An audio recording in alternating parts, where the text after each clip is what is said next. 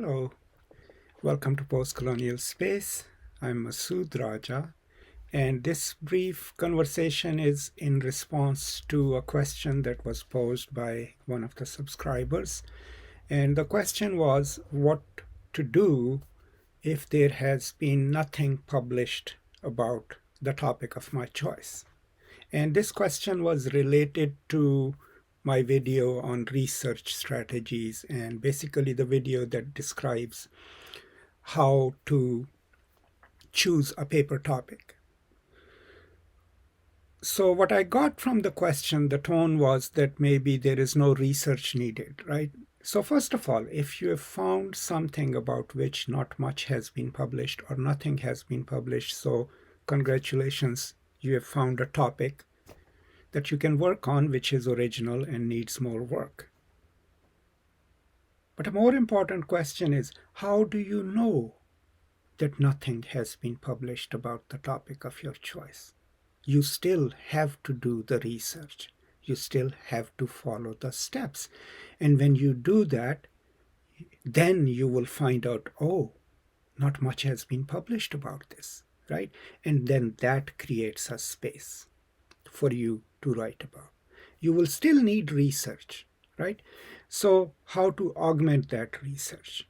First of all, you can state in your very beginning that this is a not highly researched topic, and hence your attempt to remedy that.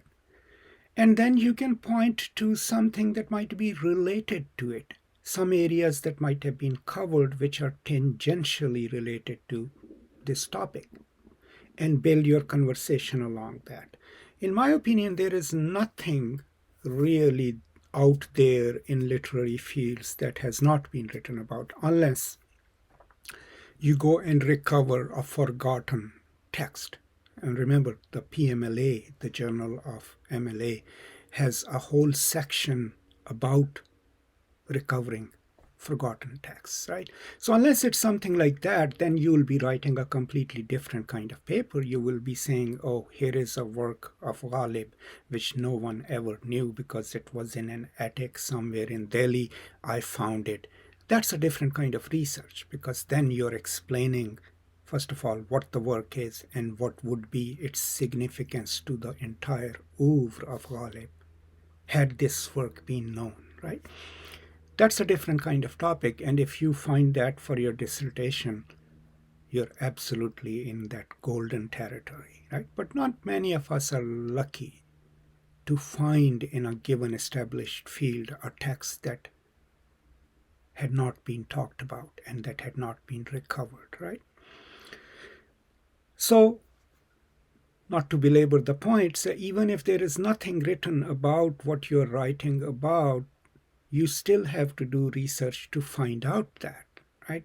It's only through research, only through going through databases and other resources that you will learn that, oh, not much exists on it. Let me give you an example. Okay, so about 10 or 12 years ago, I decided to write a paper on Kuratalan Haidar's River of Fire, the English translation. And when I looked up the English sources, there was only one half paper on the novel that was published in the South Asian Review, or I think it was Annual of Urdu Studies. There was no full-length paper in English published on the novel. Now, that doesn't mean that there wasn't much published on the novel, because there's a whole history of publications about River of Fire, Aag Ka Darya in Urdu, right? But my point of introduction in that paper was that here is this, the most significant 20th century Urdu novel, with a whole history of scholarship around it in Urdu, but there is nothing worthwhile published about it in English, right? So then that became an important part of my conversation. Why was the novel not so successful in English? Why isn't it taught? Maybe because of its expansive history and its, huge 2,000-year history and complexity.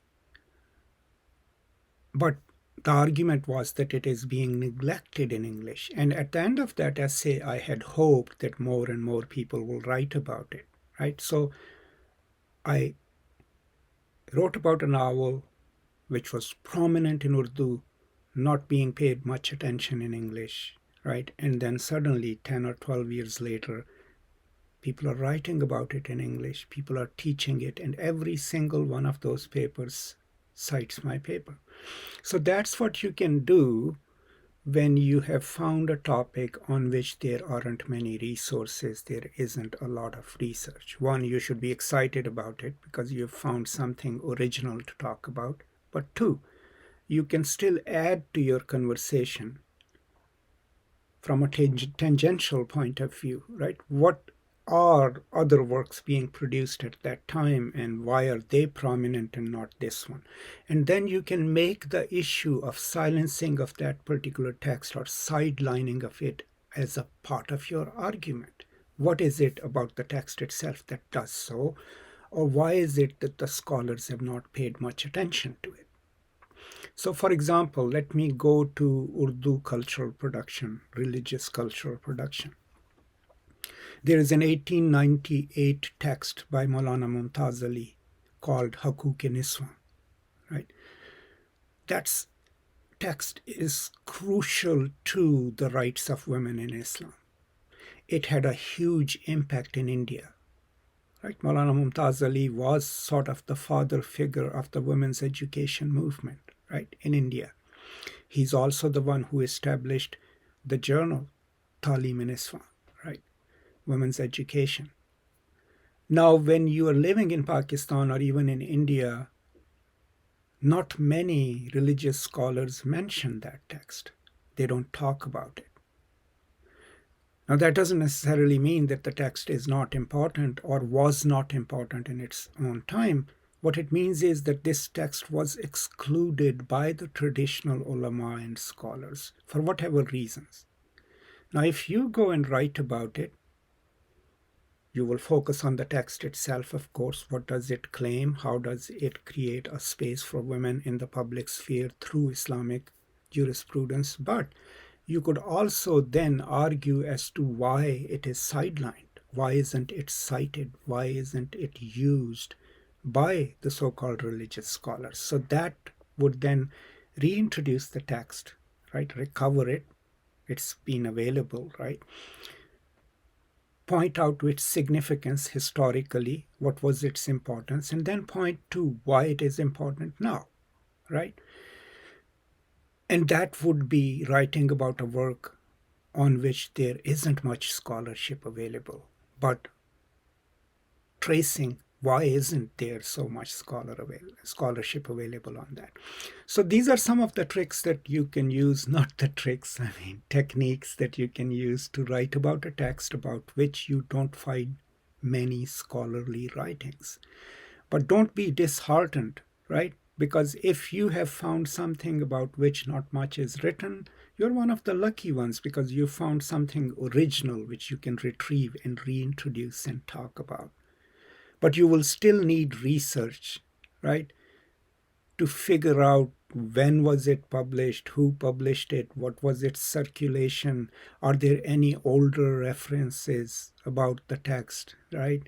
And that means that despite the fact that you found something that is not much talked about in a given context, knowing that requires research, right? Researching the databases or Google Scholar if that's all you have available.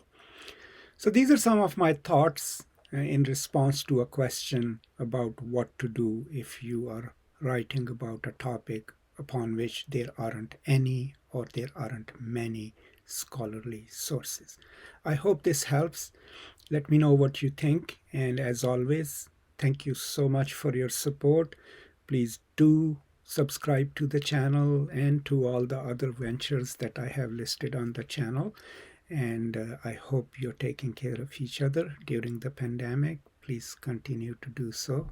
And I will now see you next time. Until then, as always, peace and love.